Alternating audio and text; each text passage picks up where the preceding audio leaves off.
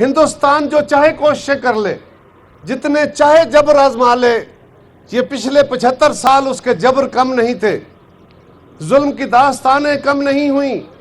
ہر آنے والا وقت، ہر آنے والا سال، ہر آنے والا دن ہندوستان کے عذاب اور ان کے جبر کو بڑھاتا گیا ہے۔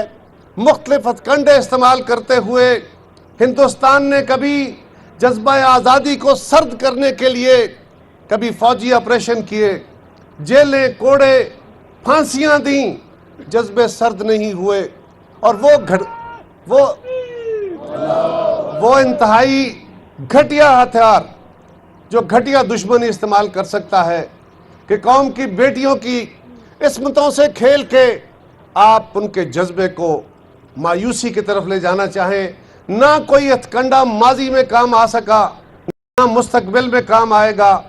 اب ہم دنیا کو یہی کہیں گے، ہندوستان کشمیر کے اندر جیری مینڈرنگ کر کے، حلقہ بندیوں میں تبدیلیاں کر کے، وہاں پہ ڈومیسائل کو اوپن کر کے اس کے تشخص کو خراب کرنے کی کوشش کر رہا ہے۔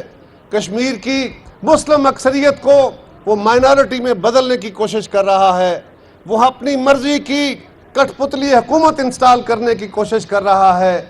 کوئی کوشش کامیاب نہیں ہوگی۔